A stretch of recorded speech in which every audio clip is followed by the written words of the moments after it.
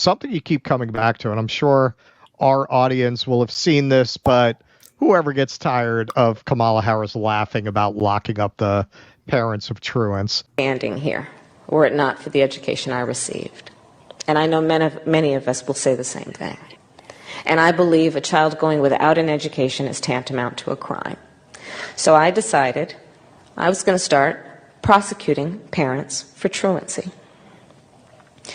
Well, this was a little controversial in San Francisco.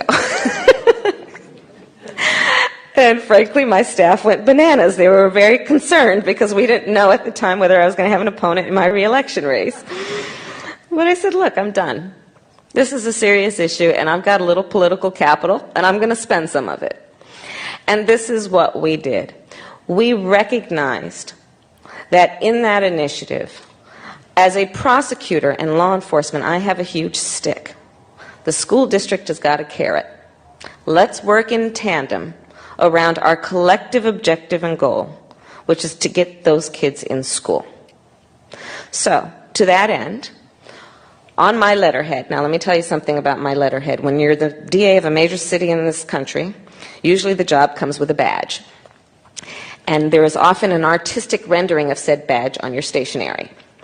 So, I sent a letter out on my letterhead to every parent in the school district, outlining the connection that was statistically proven between elementary school truancy, high school dropouts, who will become a victim of crime, and who will become a perpetrator of crime. We sent it out to everyone. A friend of mine actually called me and he said, Kamala, my wife got the letter. She freaked out.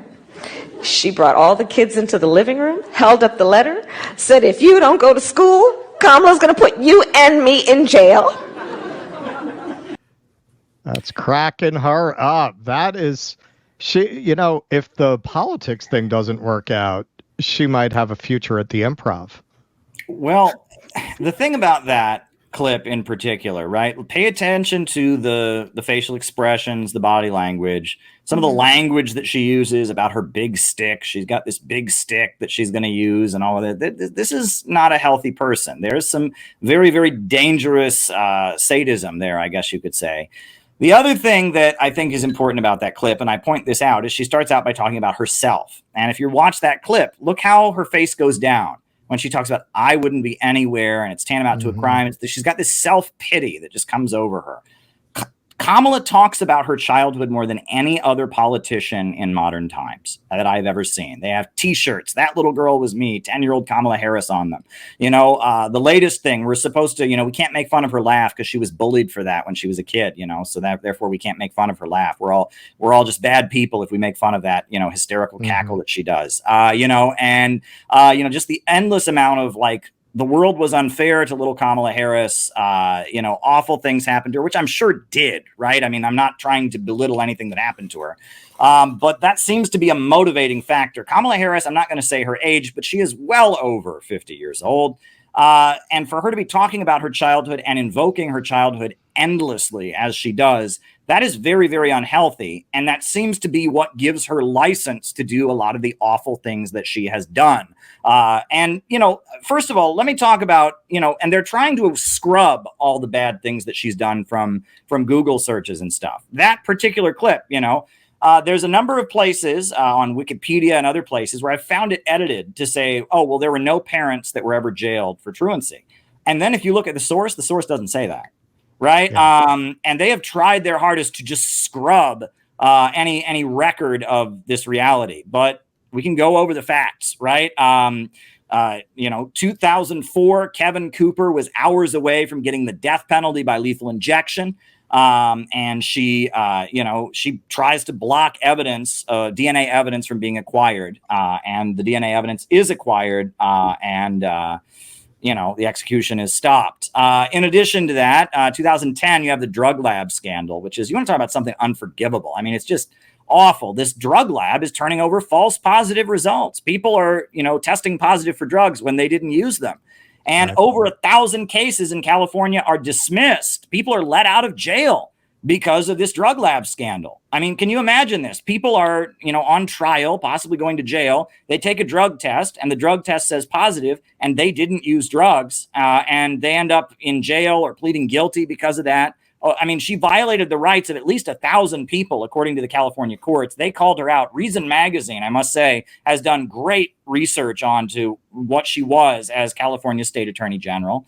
2014, after she was reelected California State Attorney General, her office starts arguing against releasing prisoners on the grounds that they need their cheap labor.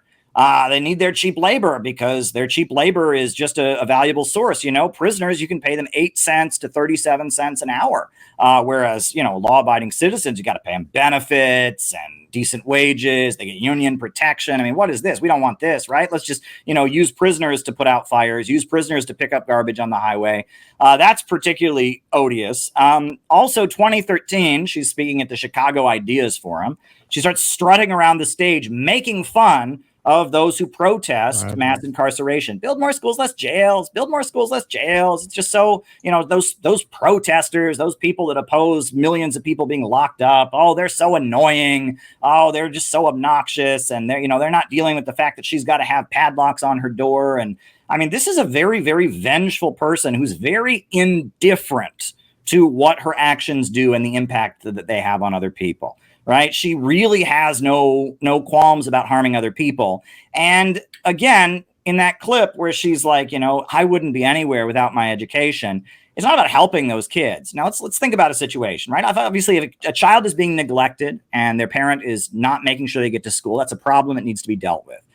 Is the solution to then throw their parents in jail and then they go into the foster system? Obviously not.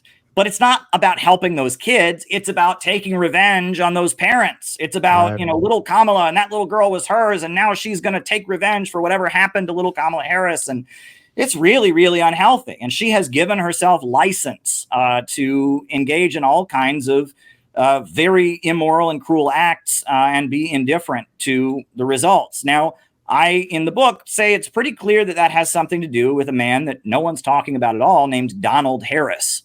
And that is her father. Her mother is now deceased, but her father is 85 years old and he lives in Jamaica. And he denounced her 2020 presidential campaign.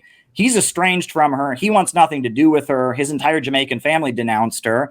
And there's a lot there. And the fact that her father doesn't like her and that she doesn't like her father and all of that, I think has a lot to do with the desire for vengeance and particularly who she has doled it out against. Largely African-American men, because the rise in mass incarceration, as she was rising up the ranks of the California criminal justice system in the 90s, who was getting locked up? Black men like her father. Please clap.